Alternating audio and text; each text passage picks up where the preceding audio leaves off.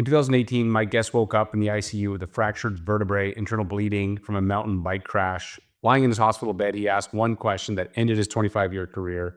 Nielsen walked away from IT after almost 50 years and his peak earning years. And for his family, he had a family, a mortgage in the middle of the pandemic. Today, he's a coach, real estate investor, and making more than he ever did as an employee. You hear the mistake that most commissions people make when they first start before you ever earn a single dollar, the 3 levels of motivation that explain why brokers stall once their bills are paid, and the exact referral script he uses word for word. Hey, I'm Scott Beckford. This is the I Love Mortgage Brokering podcast. And I love doing these conversations that are around mindset because honestly, there can be a challenging market right now.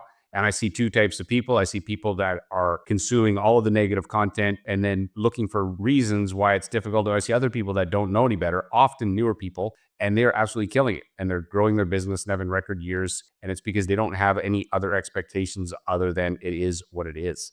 So before we jump into this, I want to give a shout out to our sponsor, Ownwell. Ownwell is an amazing tool for Canadian brokers. Creates these monthly reports that show home equity and buying power, very engaging. And it also combs through your database to find deals and opportunities for you. Check them out at ownwell.ca/Scott and check out this episode. Hey, Yen, welcome to the show. Thanks, Scott. I'm excited about being here today. So we got connected through some mutual parties, but you have an interesting story and you're now a coach and consultant. And specifically, you started out a employee, but then had to transition into a self-employed role and doing sales. And we have a lot of people in the mortgage space that are in that. They leave something else to come into mortgages, and mortgages, almost all the jobs, 95% of them are going to be commission-based. And so I'd love you to tell me a little bit about that decision that you made, how you got there, and then specifically, let's go back and coach yourself on, I know this is a big startup, coach yourself on what you'd say to yourself or guide yourself to get there faster. And I think our brokers will get great value from this discussion. Yeah. And just so there's a little bit of context. So I have had a 25 plus year IT career. Never thought that sales or anything like that would be part of it because I didn't understand sales and it was not really something I really connected with. Then in my mid 40s, I decided that I wanted to do something different with my life. Right? I wanted to step out of working for somebody else. I wanted to start creating new opportunities, entrepreneurship. But what happened at 25 years that you decided, hey, I'm going to take that risk? Because it is a big risk. What was going on in your head at the time? Well, so actually what the real impetus was, I've been a mountain bike racer and rider for most of my life. And it's like, what does that got to do with anything? Well, in 2018, so we are, 8 years ago, I had this horrendous crash in Colorado, ended up in the hospital in the ICU with a lacerated kidney, some fractured vertebrae and stuff like that, right? So I was in the hospital, with internal bleeding, all this stuff. Luckily, I survived. I'm fine, but that was the point where I was like, holy smokes, nothing is guaranteed. We don't know if we're going to be here tomorrow. What am I doing going into an office every single day for the last 25 years and do this for another 20? That doesn't make any sense, right? I had not fully lived up to my capability because I never tested. I tested myself plenty of time physically, but not on my capabilities of building something for myself, right? Right. So after 5 days of being on heavy duty drugs and getting home and being in a home for a couple of months not working, I was like, something has to change here, right? Because we have no guarantees. That was really the triggering point for me that I wanted to take more, not more physical risks on the bike, but more risks with my career and my income. Because, as an employee, you can only make so much money and you get a small raise every year and whatnot, right? But I wanted to see what was possible if I put my mind to it. If I die tomorrow, I put the effort in. So if you could think back to when you gave your notice, 25 years, were you at the same company or just similar industry? No, I had moved around a bit, right? I was in companies from startups to large corporations to local government to... But there was always a salary and you got paid when you showed up to work. Take me back to when you gave your notice. What did that feel like? Incredibly scary. Yeah. Right? I mean, imagine you're 40, I was close to 50. Imagine quitting your job when you're 50 years old, when you're like, well, this is the peak of my career. Your peak earning years, really, if you stayed in whatever industry you're in. Yeah. So it's very scary. Now, I didn't just like willy-nilly did it. I built up, so I'm in real estate investing, which is not super important, right? But I had built up side income. I had built up some proof of what I was doing was going to work. I didn't just quit and said, tomorrow I'm going to do that. I had built it up, right? And I think because we have family to support and mortgages and stuff like that, I think it was irresponsible to just quit and then try to figure it out. And everybody I work with is like, make sure you have some sort of proof that this is going to work, which I had developed. I developed the proof through investing plus done some coaching on the side and stuff. It's like, this can actually work. And my job is getting in the way of growing the business right now, you know. So this was in the middle of the pandemic too, when everybody was freaking out. It's like, this is probably the chance to jump out there and see what's possible, right? So it's been 6 years and I haven't looked back yet. That's amazing. So when you left, did your real estate business replace your entire income, or was it just a portion of it? You knew you had to go out and hunt to get more. So my real estate, investing in commercial real estate, more than replaced it very quickly, because that was the golden years of investing in 2019, 2020, 2021, right? But that, obviously, as you are aware, in the mortgage industry, interest rates started changing dramatically in 22, 23. So I had this idea early on. It's like, I cannot just rely on one stream of income. Real estate is great when it's great, and the years is not. You need something else, because otherwise you're going to be living off your savings and so on. So I early on decided, it's like, hey, I'm building a real estate portfolio over the next 10 plus years. Retirement, that's going to be building long-term wealth. But I need active income as well that I can scale up and down as the real estate changes in various directions. As it fluctuates. So when you gave your notice, what was your biggest lesson that you learned from being in that career for that long? What was the thing that you took with you to this consulting coaching business? Do the work, show up. I mean, be a professional, right? Show up to work, do the work. And when you're done with your work, go home, right? Well, typically in a W-2 job, you go home when the bell rings, right? But basically show up. One of the things I've carried with me, I'm at my desk at 8 in the morning and I leave here at 5, 6 o'clock, right? So I do the work. And that's one of the key things that it taught me, that we show up as professionals in our professional life and we show up as professionals in our own business, whatever that is. If it's a nice to have, or I'm going to try this, or I'm going to see what happens, then we're amateurs, and amateurs, they never see a lot of results, right? Right. That reminds me of a book by Stephen Pressfield. Have you read it? Called The Work? I think there's one called, is it The Work or Turning Pro? Yeah, something like that. That's exactly the principle, right? We do the work even though it sometimes sucks, right? Yeah, that's good. Okay, so if you could go back and give yourself some advice when you made that transition, you left, what would you tell yourself? I needed to have more trust in my own ability, trust that I can probably figure this out, that I don't need somebody to pay my paycheck every month. Just basically belief in myself that this is possible, right? Now, how do you create that belief? Well, it may require that you do a side hustle, you do some things that support this belief in that this is possible. Right? So an example is, I'll go back again, I talk about my mountain bike racing. I've done this for, 30 years. Before I did my first 100-mile or 160-kilometer mountain bike race, I was like, I don't know if I can finish this damn thing. I don't have any proofs that I can ride my bike for 8 hours straight. After I did it the first time and I didn't, die, I was like, okay, I can do this. The proof was there. Now it's about execution. So what I'm saying here, Scott, is that if we can create some proof that it is possible, then our mindset would shift, that it goes from, can I do this, to, oh, how do I just scale and how do I continue to do the things that are working? Does that make sense? Yeah, no, that makes sense. So then what was the first business venture? Obviously investment, real estate, but where did you go next? What was the first client that you got? I leveraged the experience I had in commercial real estate investing, right? I leveraged that experience that, okay, I know how to put large deals together. I want to teach new people in how to put these deals together. So essentially starting getting clients that wanted to invest in real estate. So that was my first, that was, kind of hung my hat on, but that's not easy, right? How do you do that? So it came from just having conversations with people and understanding what, going to events and conferences. This is like slightly before COVID.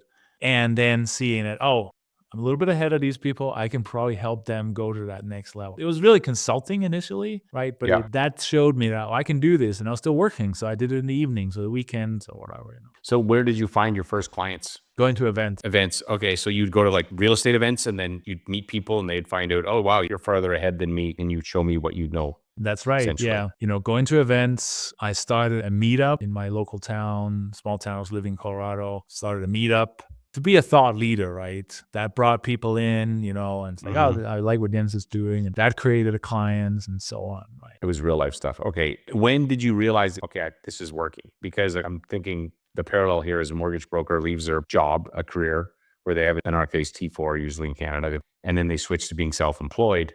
But when was the moment that you're like, hey, this is working? Do you remember? When I started to make more money doing coaching, that I remained in my employment. I mean, when I was like, Oh, wow. Two things. One was I can actually make an impact and people are starting to change their life, right? Maybe they want to invest in a deal, or maybe they, because I do mindset coaching too, when they started having better relationships or they took care of their health or whatever, start changing their habits. When I started seeing shifts in people, like, oh, I actually have an impact on their life. That feels fantastic, right? Because so rarely can we see direct impact that we have on people's lives, right? Right. And even when you're working in a big company, you do the work, but you don't necessarily see you're doing a piece of it, but you don't see the impact it can have on the end user or the person. That's right. You make a widget, but you don't know how that widget is going to be used. Yeah, it's being put in a car, but you never see the car or the driver of the car, and then it becomes less tangible. You said you do mindset coaching, you do mentoring for people in real estate. Mindset coaching is something I'm a big fan of. We do it at our mortgage company. Walk me through your process. If I came to you and said, "Hey, I'm struggling with, let's say, making calls," how would you help me get it in my own way? Most often, people are stuck because they either don't have a clear enough vision of what it is they want to create for themselves. They think, oh, I'm going to be an independent and I can, do whatever I want and, other things going to take care. But they have not made it clear enough to why they're doing it, how important it is to them. And there's not enough necessity. The necessity tends to come when there's pain, right? Hey, I left my job and I'm not making any money doing, brokering mortgages. There's pain at that point. We don't want to get to that because you already made a mistake. Because if you quit and you're jumping into this without really knowing why and the reason for it, then you already made one mistake there. We need to catch it when we are thinking about making the shift so that Yep. we don't end up in something that's wrong. Because a lot of people I've worked with are going to invest in real estate. Okay, why? Well, it seems like a good idea. It's like, okay, yeah, maybe. It may also be a very terrible idea for you, right? So we Right. tend to people then don't examine their decisions until they're in the middle of it. At that point, when you quit your job and things are not working out, you've got a lot of pain to make that work. And at that point, you either you have the decision again, do I go back and get a job or do I really make this business work for me, right? Right. Yeah, I think that's clarity is really important for commitment. If there's no clarity, it's very hard to be committed to something. And then your other point on pain. Pain is that they're way more motivated to avoid pain than we are. Equivalent gain doesn't have the same influence. I'm curious. I have exercises I get people to do to help them get clarity and identify pain. What do you do? So if I was again your client, yeah, what are the steps or process you put me through to get me to get clarity as well as identify what my pain could look like if I don't follow through? Yeah. So I always start with some version of building a vision for you, right? Because again, most people they have goals. Well, goals are great, but why do you have these goals? So we go back and we think about vision. Like, what is the kind of life that you're creating, Scott? Well, maybe your vision is, hey, like our kids, and I want to be able to pick them up at school and go to their games and so on. So I want to create a business that support this lifestyle. That's what we need to start. So be very clear on that, not saying I want to make $1 million a year or whatever. That's a goal, and we can make that in so many different ways. No, it's like, what is a life that you're trying to create? And how does that connect with yourself, maybe your spouse, your partner, your kids, community, and so on? Right? Get really clear on that. And we have a process for that that's both, logical, but also emotional and really getting deeper in there. Because once we have a clear vision, then we can start plugging the goals into that vision. Yeah.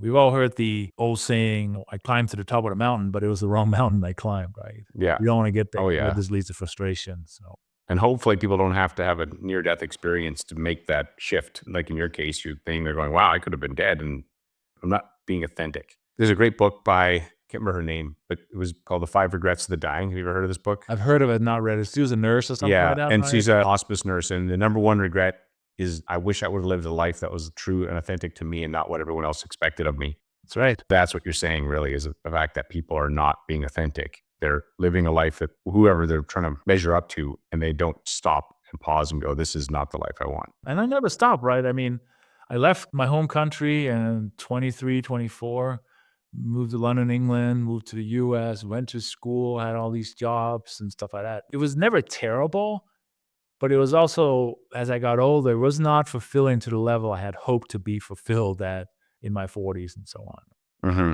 Right. Okay. So there's a performance coaching piece, get them clear on their vision. I agree with the vision is more important than the goals. I think of the vision as like a direction. It's like I'm heading west and the goals are the milestones on the way to west, a way to understand that. But what's the next step that people need? I've got the vision, I got the goals, but now I'm stuck in my, oh man, I don't want to get rejected. What if I call this person? They don't like me. Like, Yeah. what, all the garbage that goes on between your ears. What do you do with that? So we talk about energy, right? I mean, we start a little bit about exercising. We talk about, are you taking care of number one, meaning your physical energy, your mental energy, right? Do you stay physically fit, eat the right things? And also, do you fill your mind with the right message, the right ideas, or are you just doom scrolling on Instagram and whatnot, right? So we got to make sure that we're energetic physically and mentally, because that's going to give us enough momentum and power to start doing the work. It seems a little woo woo, but we got to step back, right? Because if I'm eating like crap, I'm grinding every day, there's no energy here.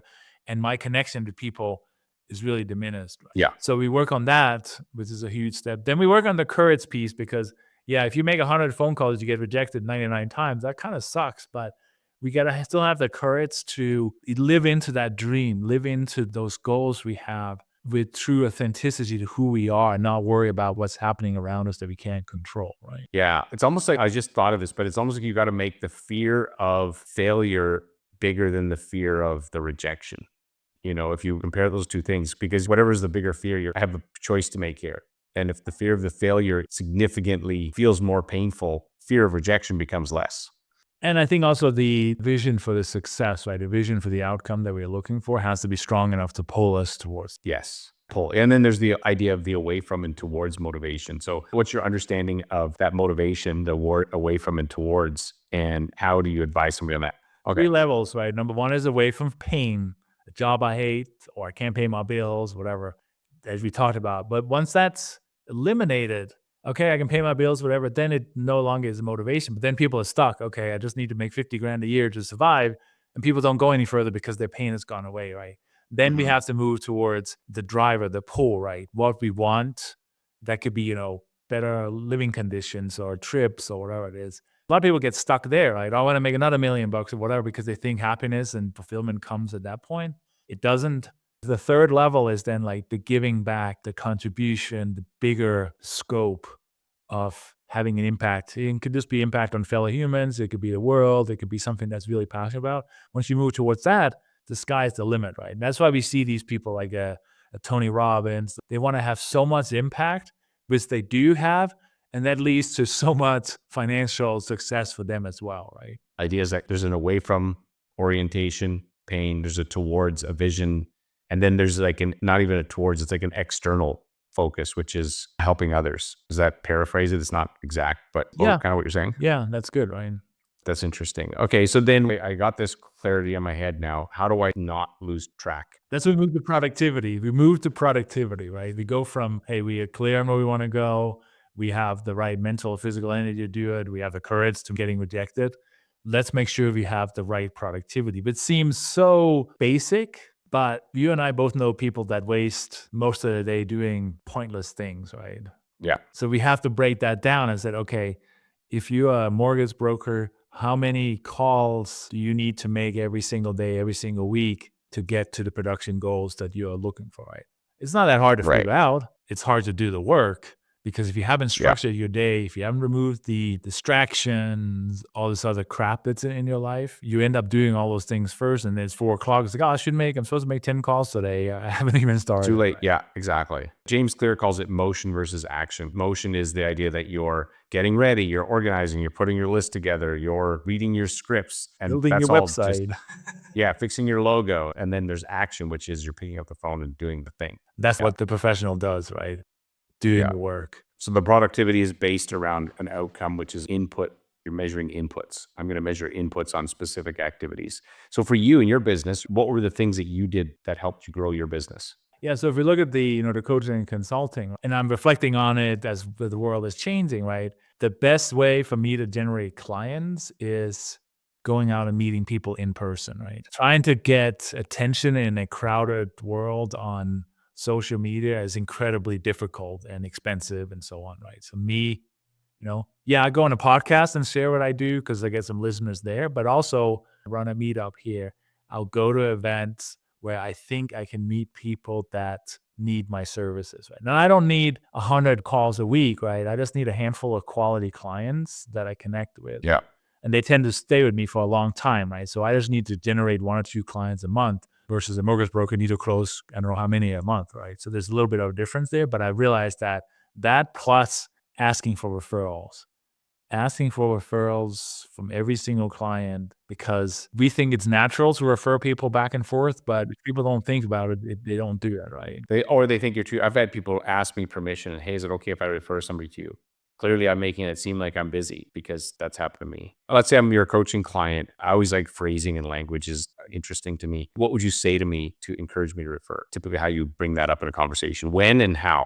Oh, so basically, if they've had a good experience, right? You just closed the mortgage, it was smooth and it was on time and whatever, right? If you've given them a good experience, you can say to them, hey, so and so, if this was a good experience for you, actually, a step back, say my business operates mainly on referrals. And if they are a salesperson, they know that, right? But if they're not, they'll get it. It's like my business operates mainly on referrals. If you feel like you had a good experience, can you think about 2 or 3 people right now that are looking to buy a house or refinance a house? Ask them and said, who comes to mind? Oh, Joe and Paul and Susan. Okay, can you put me in touch with or send me, do something that don't leave it in their hands. I like to say, can you Yeah. send us a text, the 3 of us, or an email so that you can be responsible for the follow-up, right? Yeah. Because if you leave it in their hands, it doesn't work. It doesn't Or work. very rarely it doesn't Yeah. work. Yeah. That's good. So basically, it's another part of your process. What else has helped you make this transition?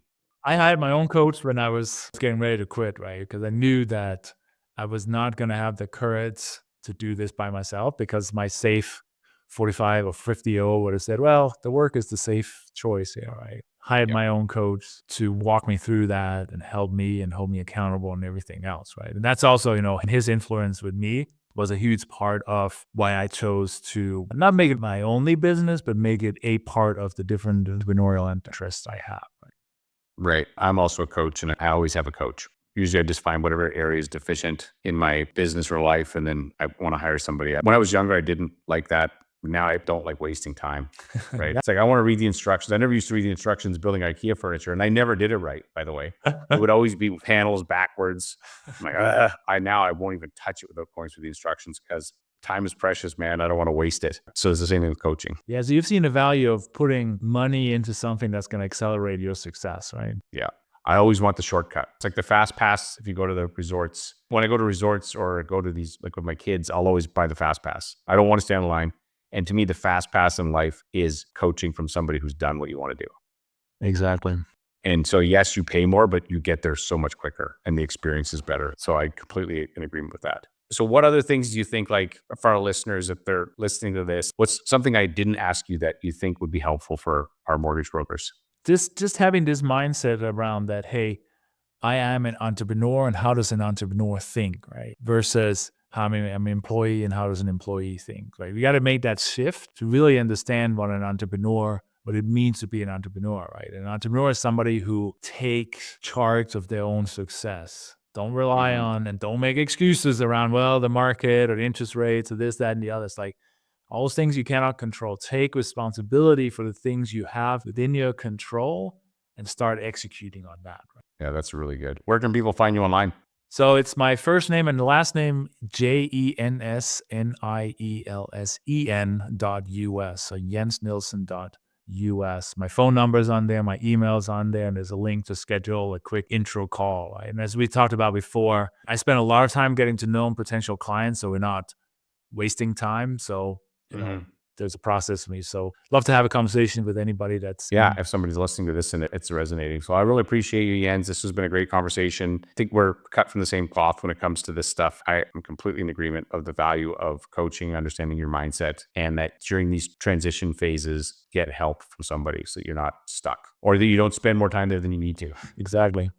If this conversation with Jens hits home, the vision work, the courage, getting out of your own way, one of the things that I do is these daily mortgage mindset calls. We got a bunch of brokers on there. The whole idea is to go deep and really rewire the brain. And it's an amazing community. We're very collaborative and we are interested in that, finding out how you can get your mindset right. Because you get your mindset right, honestly, the market doesn't matter. Your tactics don't matter. Your age, all of this stuff will be taken care of itself if you get the mindset right. But it is the small lever that moves the big door.